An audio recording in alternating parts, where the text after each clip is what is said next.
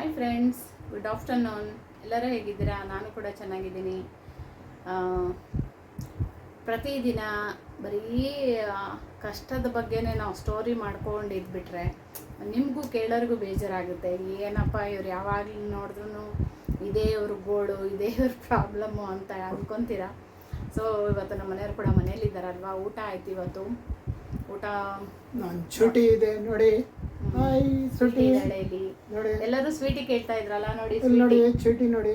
ಬಾಯ್ ಮಾಡು, ಬಾಯ್. ಸ್ವೀಟಿ ಕೂಡ ಇದ್ದಾಳೆ ಇಲ್ಲೇನೆ. ಎಲ್ಲ ಸ್ವೀಟಿ ನೋಡಿ, ನಮ್ಮ ಸ್ವೀಟಿ. ನಾನು ಚೂಟಿ.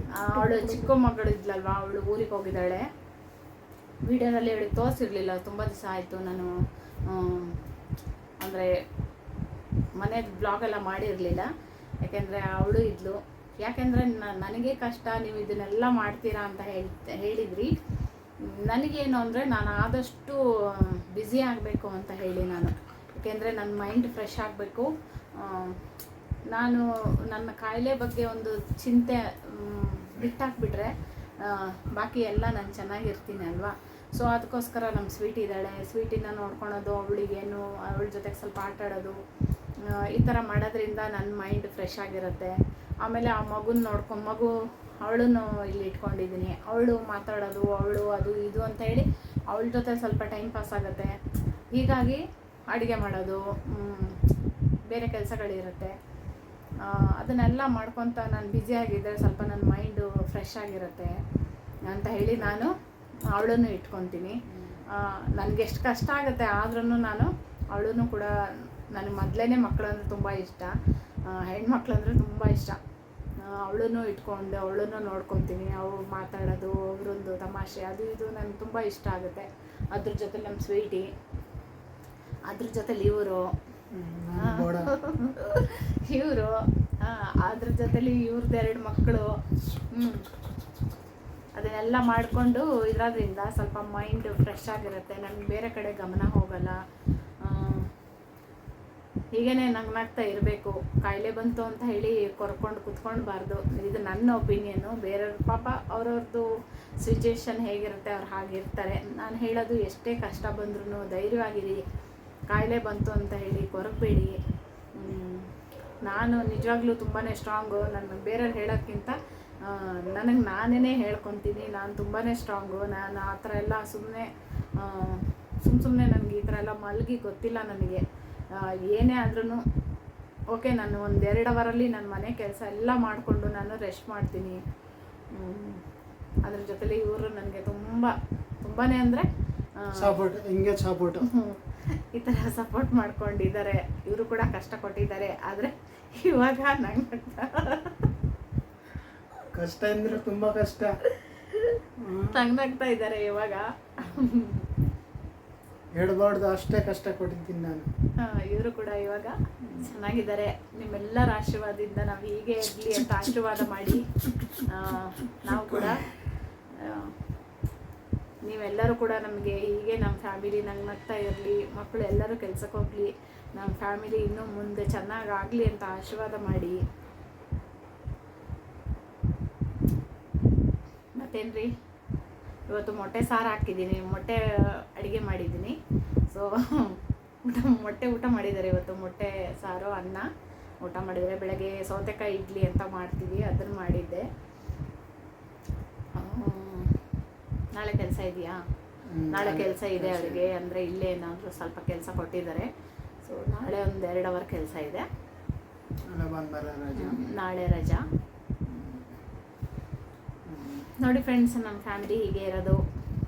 ಎಷ್ಟೇ ಕಷ್ಟ ಆದ್ರೂ ನಗ್ನಾಗ್ತಾ ಇರಿ, ಎಲ್ಲದನ್ನು ನಾವು ಗೆಲ್ಲಬಹುದು. ಕಷ್ಟ ಆಗಿದೆ, ನಗ್ನಾಗ್ತಾ ಇದೆ ಅಂದರೆ ಎಲ್ಲದನ್ನೂ ನಾವು ಗೆಲ್ಬೋದು. ನಮ್ಮ ಯಾರು ಏನು ಮಾತಾಡ್ತಾರೋ ಅದು ಸೆಕೆಂಡ್ರಿ. ಇಲ್ಲಿ ಕೇಳಿ ಇಲ್ಲಿ ಬಿಟ್ಬಿಡ್ಬೇಕು, ಅಷ್ಟು ಬಿಟ್ಟರೆ ಅದನ್ನೆಲ್ಲ ತಲೆಗೆ ಹಾಕ್ಕೊಂಡು ನಾನು ಯೋಚನೆ ಮಾಡಿಕೊಂಡು ಹಾಗೆ ಹೀಗೆ. ನನಗೂ ತುಂಬ ಸರಿ ಹೇಳ್ತಾ ಇದ್ರು ಫ್ರೆಂಡ್ಸ್, ಏನಂತ ಹೇಳಿ, ಅಯ್ಯೋ ಕ್ಯಾನ್ಸರಾ, ಅಷ್ಟೇ, ಕ್ಯಾನ್ಸರ್ ಅಂದರೆ ಅದು ಕ್ಯಾನ್ಸರ್ ಏನು, ನನ್ನ ಎದುರುಗಡೆನೇ ಹೇಳಿದ್ದಾರೆ. ಬಟ್ ಅದಕ್ಕೆಲ್ಲ ನಾನು ತಲೆನೇ ಕೆಡಿಸ್ಕೊಂಡಿಲ್ಲ. ನನಗಿವತ್ತಿಗೂ ನಾನು ಹೀಗಿದ್ದೀನಿ, ನಾನಾಗೆ ಓಪನ್ ಆಗಿ ಹೇಳ್ಕೊಂಡ್ರೆ ಮಾತ್ರ ಹೌದಾ ಅಂತಾರೆ. ಬಿಟ್ಟರೆ ಯಾರೂ ಕೂಡ ನಂಬಕ್ಕೆ ಸಾಧ್ಯನೇ ಇಲ್ಲ. ನನಗೆ ಹಿಂಗಾಗಿದೆ ಹಿಂಗೆ ಅಂತ ಹೇಳಿದ್ರೆ ಯಾರೂ ನಂಬಲ್ಲ. ಹಾಗೆಯೇ ಏನೇ ಕಷ್ಟ ಬಂದ್ರೂ ಎದುರಿಸ್ರಿ, ಧೈರ್ಯವಾಗಿರಿ. ಮತ್ತು ಇನ್ನೊಂದು, ಬೇರೆಯವ್ರು ಏನಾದರೂ ಮಾತಾಡ್ತಾರೆ, ಬೇರೆಯವ್ರಿಗಿಂತ ಮನೆಯವರೇ ಫ್ಯಾಮಿಲಿಯವರೇ ಏನೇನೋ ಮಾತಾಡ್ತಾರೆ, ಅದಕ್ಕೆಲ್ಲ ತಲೆನೇ ಕೊಡಬೇಡಿ. ಅವರನ್ನೆಲ್ಲ ಇಂಥ ಟೈಮಲ್ಲಿ ಅವ್ರನ್ನೆಲ್ಲ ಸ್ವಲ್ಪ ದೂರ ಮಾಡಿ. ಒಳ್ಳೆ ಫ್ಯಾಮಿಲಿನೂ ಇದೆ, ಅದೇ ಥರ ಒಂದು ಬ್ಯಾಡ್ ಫ್ಯಾಮಿಲಿನೂ ಇರುತ್ತೆ. ಅಕ್ಕ ತಂಗಿ ಬಂಧು ಬಳಗ ಅವ್ರನ್ನೆಲ್ಲ ಸ್ವಲ್ಪ ಚುಚ್ಚು ಮಾತಾಡ್ತಾರಲ್ಲ, ಅವ್ರನ್ನ ನೀವು ದೂರ ಇಟ್ಟುಬಿಡಿ. ಸ್ವಲ್ಪ ದಿವಸ ನೀವು ಎದ್ದೇಳೋ ತನಕ ಅವ್ರನ್ನ ದೂರ ಇಟ್ಟುಬಿಡಿ. ಇದು ನನ್ನ ಅನುಭವ. ಅವರನ್ನೆಲ್ಲ ದೂರ ಇಟ್ಟು ಫಸ್ಟ್ ನೀವು ಎದ್ದೇಳಿ, ಆಮೇಲೆ ಅವರು ಹಾಗೆ ಮಾಡೋದ್ರಿಂದ ನೀವೂ ಧೈರ್ಯವಾಗಿ ಎದ್ದೇಳ್ತೀರ. ನಿಮ್ಮನ್ನು ಯಾರೂ ಏನು ಹೇಳ್ತಾರೆ, ಯಾರೂ ಕೂಡ ನಿಮ್ಮನ್ನು ಚುಚ್ಚು ಮಾತಾಡೋರು ಇರಲ್ಲ. ನೀವು ಸ್ವಲ್ಪ ಎದ್ದೇಳೋ ತನಕ ಅವರನ್ನು ದೂರ ಇಟ್ಟು ಬಿಡಬೇಕು.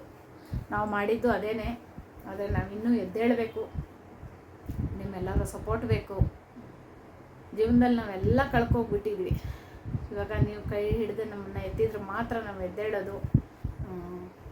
ದಯವಿಟ್ಟು ನಮಗೆ ಸಪೋರ್ಟ್ ಮಾಡಿ. ಹಿಂಗೆ ವಿಡಿಯೋ ನೋಡಿ ನಂದು ಇನ್ನೂ ಒಳ್ಳೊಳ್ಳೆ ವಿಡಿಯೋ ಹಾಕೋಕ್ಕೆ ನಾನು ಖಂಡಿತ ಪ್ರಯತ್ನ ಪಡ್ತೀನಿ. ಯಾಕೆಂದರೆ ಹೊರಗಡೆ ಹೋಗ್ಲಿಕ್ಕೆ ಮಾತಾಡಿ.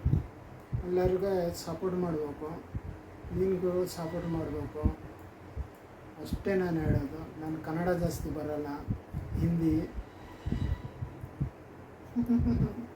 ಅವ್ರಿಗೆ ಕನ್ನಡ ಜಾಸ್ತಿ ಬರಲ್ಲ. ಅವರು ಹಿಂದಿಯವರಲ್ಲ, ಅವರು ಬೆಂಗಾಲಿಸು.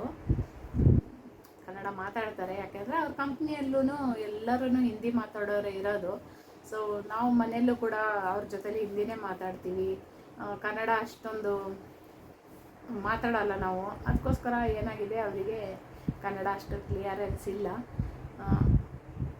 ನಾವೆಲ್ಲ ಹೇಳಿದ ಅವರಿಗೆ ಚೆನ್ನಾಗಿ ಅರ್ಥ ಆಗುತ್ತೆ. ಬಟ್ ಅವ್ರೇನು ಮಾತಾಡ್ತಾರಲ್ಲ ಅದನ್ನು ಸ್ವಲ್ಪ ಅರ್ಥ ಮಾಡ್ಕೊಳಕ್ಕೆ ಕಷ್ಟ ಆಗುತ್ತೆ. ಮುಂದೆ ಹೋಗ್ತಾ ಅವರು ಕನ್ನಡ ಚೆನ್ನಾಗಿ ಮಾತಾಡ್ತಾರೆ ನಿಮ್ಮ ಜೊತೆಲಿ. ಓಕೆ ಫ್ರೆಂಡ್ಸ್, ನಾನು ವಿಡಿಯೋ ನೋಡಿ ಸಪೋರ್ಟ್ ಮಾಡಿ. ವಿಡಿಯೋ ನೋಡಿ ಅಷ್ಟೇ ನಾನು ಹೇಳೋದು. ವಿಡಿಯೋ ನೋಡಿ ಸಪೋರ್ಟ್ ಮಾಡಿ. ನಿಮ್ಮ ಆಶೀರ್ವಾದ, ನಿಮ್ಮ ಪ್ರೀತಿ ನನಗೆ ಇದೇ ಥರ ಇರಲಿ. ಆಮೇಲೆ ನನ್ನ ಚಾನಲಿಗೆ ಎಲ್ಲರೂ ಸಪೋರ್ಟ್ ಮಾಡಿದ್ದೀರಾ, ಅವರೆಲ್ಲರಿಗೂ ಧನ್ಯವಾದಗಳು. ಮುಂದೆನೂ ನನಗೆ ಇದೇ ಥರನೇ ಸಪೋರ್ಟ್ ಮಾಡಿ. ಮತ್ತೊಂದು ವಿಡಿಯೋದಲ್ಲಿ ಮತ್ತೆ ಬರ್ತೀನಿ. ನಮಸ್ಕಾರ ಫ್ರೆಂಡ್ಸ್.